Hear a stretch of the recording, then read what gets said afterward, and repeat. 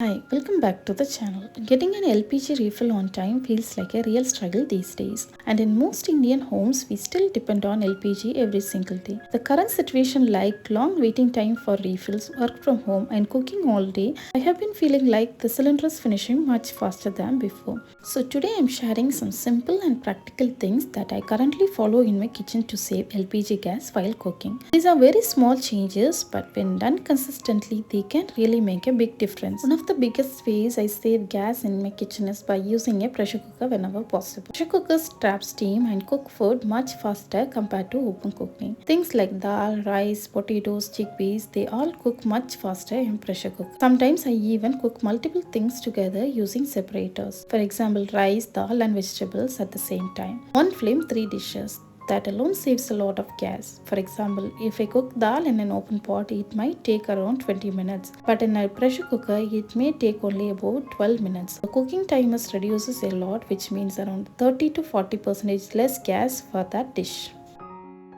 Earlier, I used to think cooking on high flame would make food cook faster. But actually, when the flame spreads beyond the vessel, that heat is simply wasted. So now I mostly cook on medium flame. Once the food starts boiling, I reduce the flame even more. This small habit alone can save around 10 to 15% of gas in that process.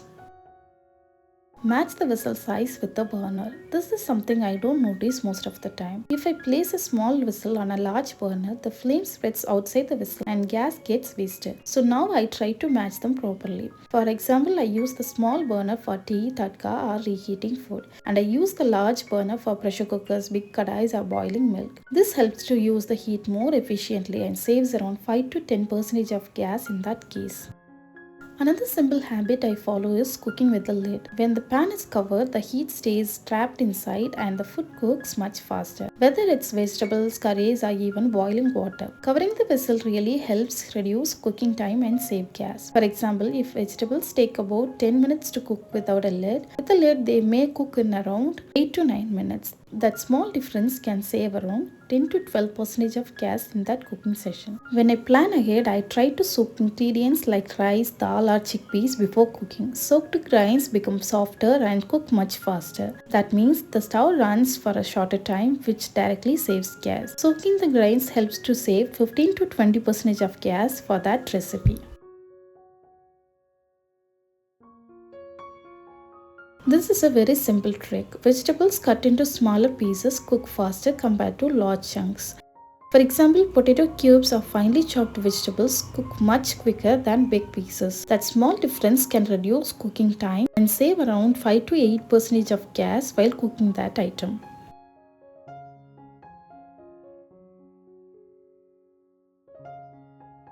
When I add cold water to a hot pan, the temperature drops and the stove needs more time to heat it again. So whenever possible, I use warm water for cooking rice, curries or boiling vegetables. Adding hot water helps the food cook faster and saves around 5 to 7% of gas for that dish.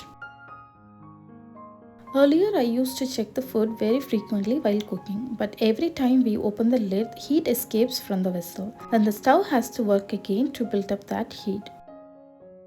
So now I try to let the food cook for a few minutes before checking. This saves 3 to 5% of gas in that cooking session. One trick I really like is using the remaining heat in the pan. Even after switching off the stove, the vessel stays hot for a few minutes. Curries, stir-fried vegetables or reheated dishes can finish cooking with that remaining heat. This saves around 5% of gas for that particular cooking. One mistake I used to make was turning on the stove and then starting to cut vegetables. During that time, the empty pan would keep heating while unknowingly wastes gas and can also overheat the vessel. Now I make sure to prep everything beforehand. I switch on the stove only when I am ready to cook, heat the pan briefly and immediately add oil and ingredients. This way there is no unnecessary heating and it helps to save around 5 to 7% of gas.